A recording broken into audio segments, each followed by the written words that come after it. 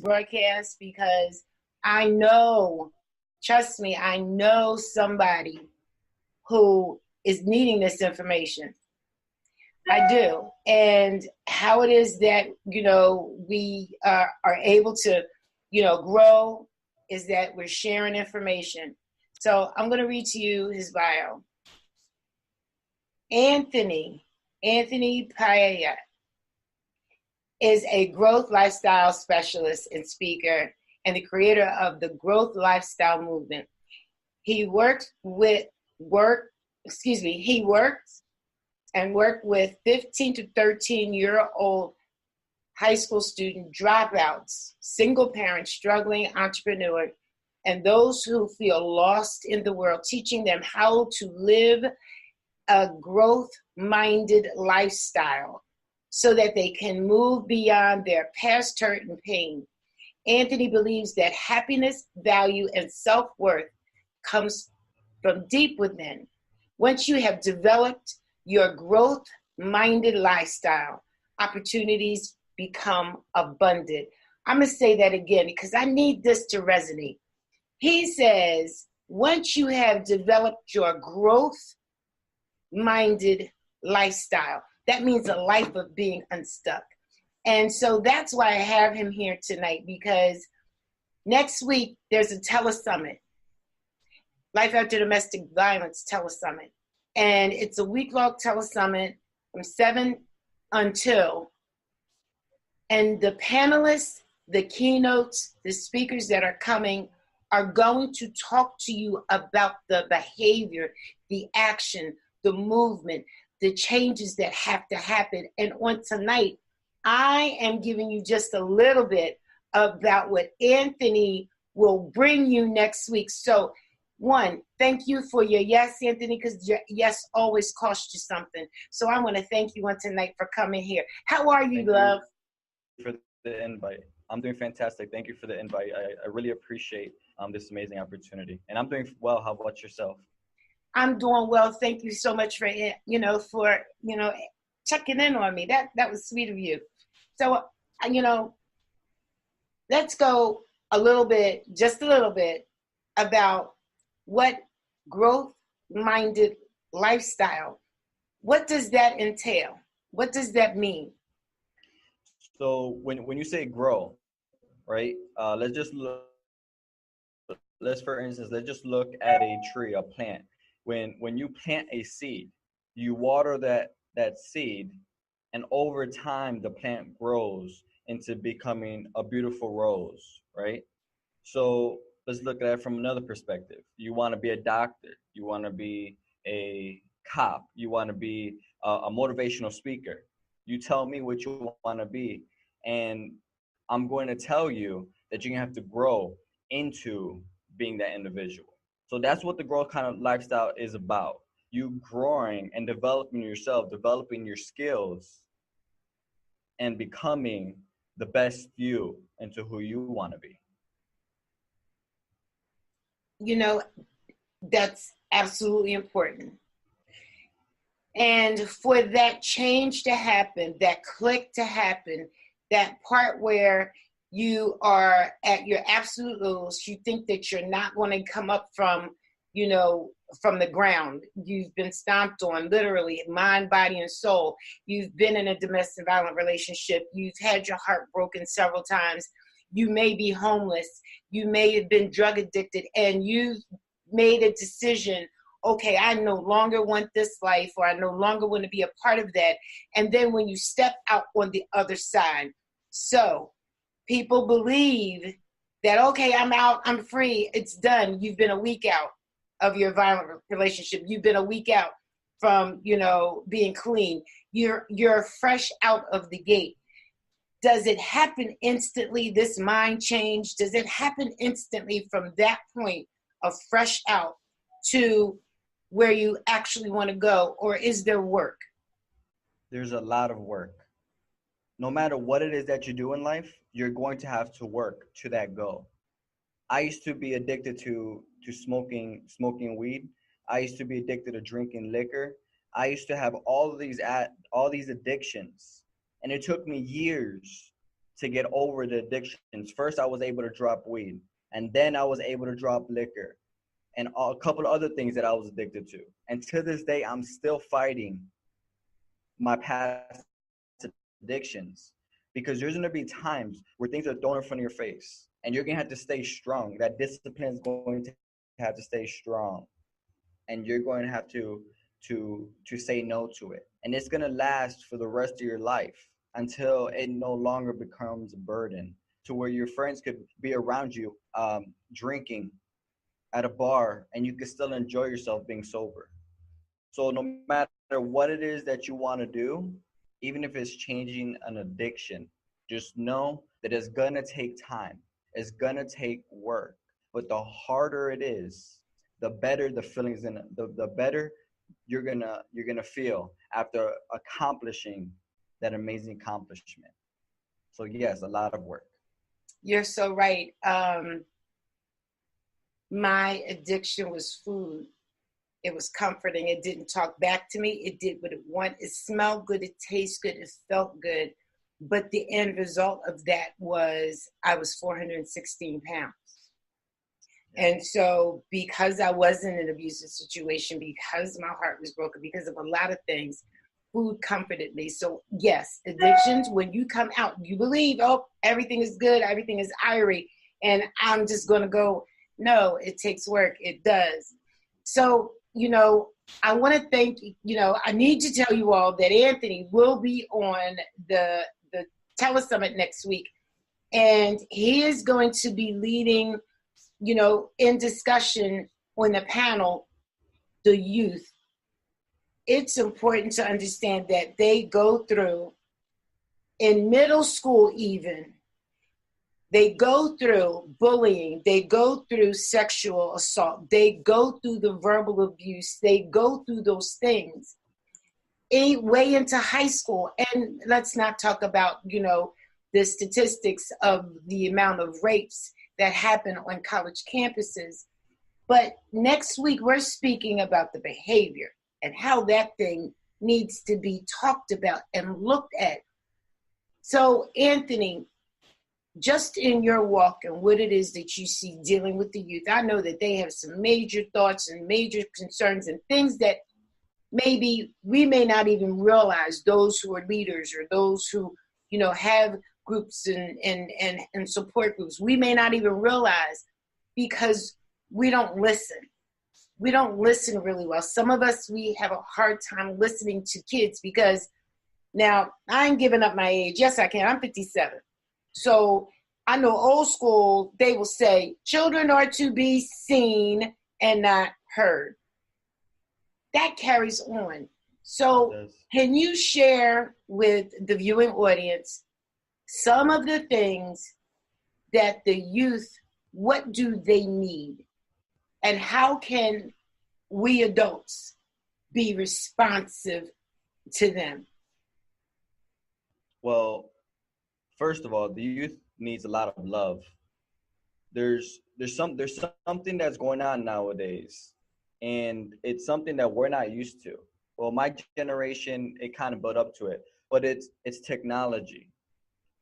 This is what the youth knows. Back in the day, all we had was each other. We didn't have the technology that the youth have access to now. So they don't know how to communicate like we used to know, like how we grew up communicating. They don't know how to express themselves like we used to express ourselves.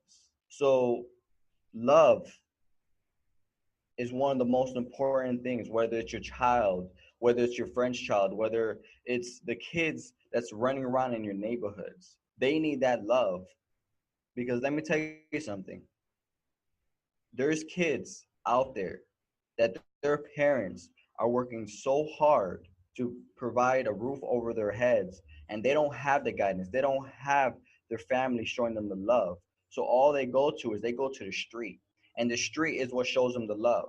Then they get soaked in like a sponge, soaking up water, and then all they know is the street, because that's who showed them love when no one else was there, because mom and dad were trying to put a roof over their head. So never forget about the love. The love is the most important thing. Okay. And also, they do need to be heard.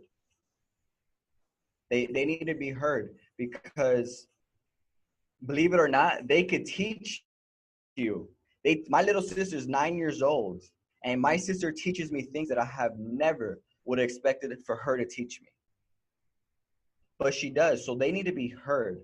They need to be listened to, because one thing that us adults we like to do is we live life, and we allow all the pressure of having a 9 to 5 and providing and the stress and all the excuses that we want to put, and we believe that we know it all.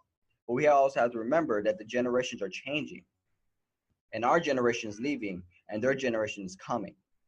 So we need to sit back sometimes and listen to what it is that they got to say, because they're going to be to teach us things. They're going to be to show us things that we have never thought about. Listen, I have 6 children, and I have teen boys, a set of twins who are 17 and a 16-year-old. 2 out of the 3 are geeks. They sit behind the computer, doing all of the magical stuff. As a matter of fact, they're building a computer downstairs. I know that one child last week, he was missing for 24 hours. I seen that. No idea. I stepped into a new realm of being a mother and relating to those who are missing children. And I cannot imagine what it's like for those whose children have not yet returned. But when he came into that door, Anthony, I could tell you, it took the father not for me to jump on that boy.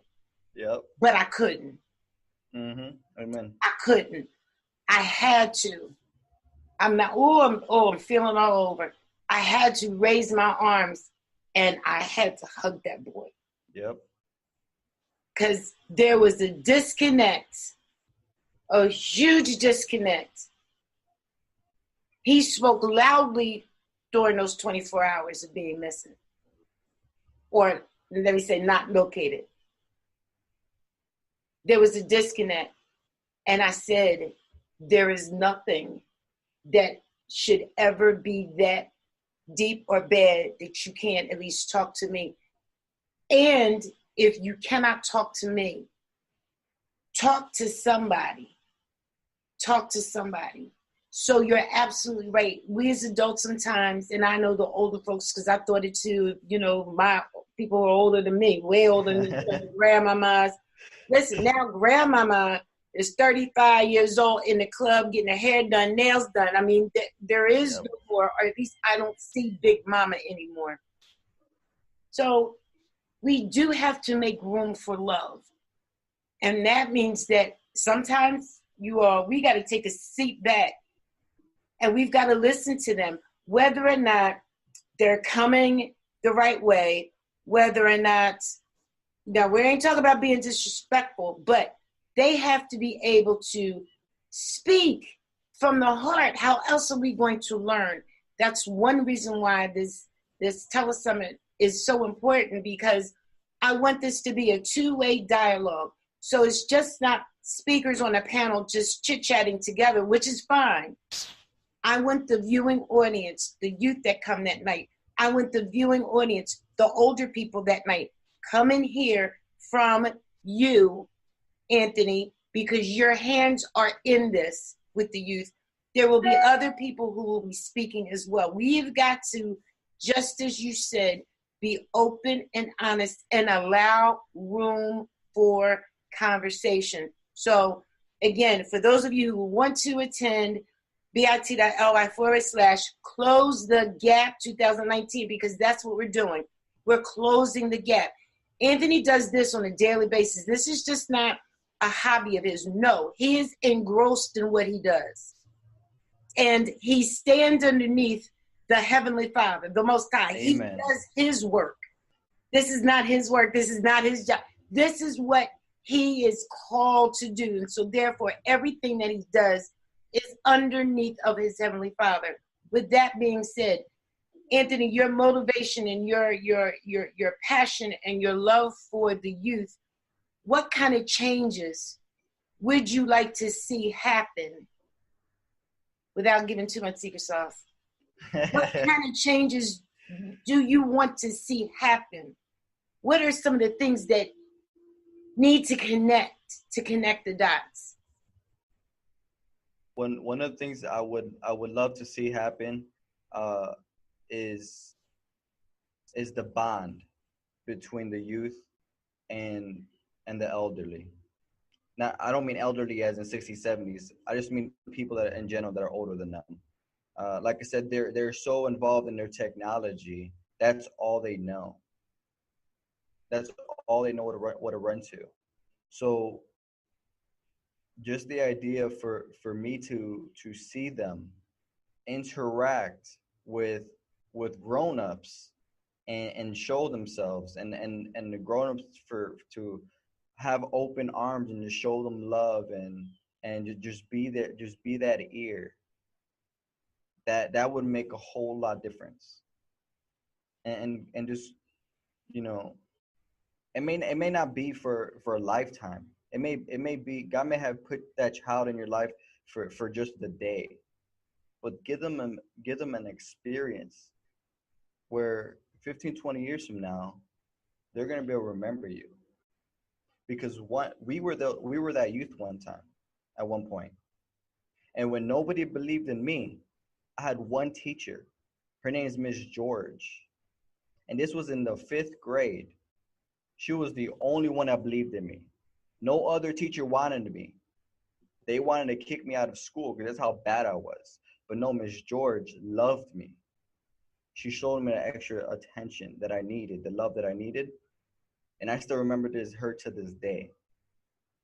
And that's something that I would love for us all to show the youth. Spend more time with them, play sports, show them what it is to actually live instead of being in this technology. Yeah, it's funny. Again, 24-year-old college student and 3 teens that eat me out in house and home. Anthony, I'm feeding their feet. It's ridiculous. These boys stand 6 feet tall. They're taller than me. Big So, boys. yeah, the big boys. So when I ask them, call, your aunt and let her know that you're on your way.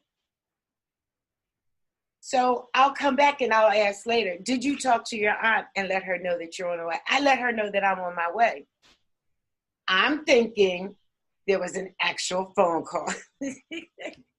Anthony, you know I'm going. I thought there was an actual phone call. Text. Yep. No, I said call. Well, I connected with them. No, but no communication. That is the mindset. That's how they think. They connected using text. So we're going to get into that a little bit because there are stories, many stories of young people there was just a story last week where an older person connected with a young girl, texting, and she met this guy and he kidnapped her and did all horrible things. And that's like a norm. That's like a regular thing because, the texting part, and we've gotten out of that socialization piece and how to act. So, before we go, what are you going to bring next week? Because you're going to bring it. Y'all, you can't miss it. He's going to bring it. I'm telling you, he's going to bring it. What are you wanting people to come? And when you have your floor and when you're engaging back and forth with the audience and answering their questions, what are you bringing next week that people should be attentive to? Well, to start off, I'm going to bring the wisdom that God has provided for me. Okay, that's the most important. The wisdom that I have at the age of 23 is not just because I come up with it. This is wisdom that the Lord has provided to me to speak to you. Okay, and I'm gonna bring it. I'm gonna bring my all and everything that He provides. I'm just gonna give it my all because guess what? The love, I'm gonna talk to the youth, and I'm gonna be there like if you're my little sister sitting right next to me. When I was that kid in 5th grade, Miss George sitting next to me. Okay, that's what I'm gonna bring. I'm gonna bring my all, and that's all I could say, and I'll show you with action from here.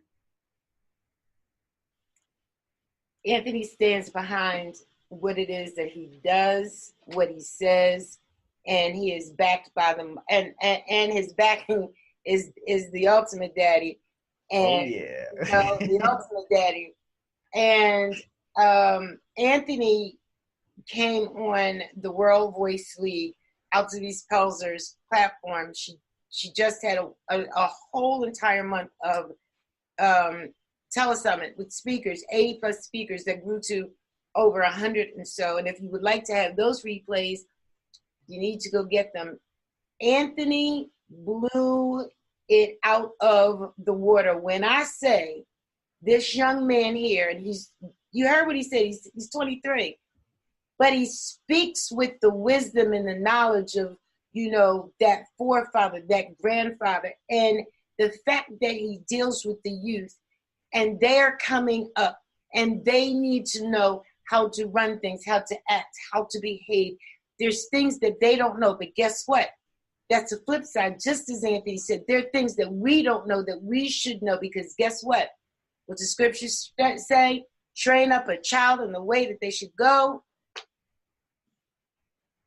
You all, I'm excited about next week. Anthony, I thank you for your yes.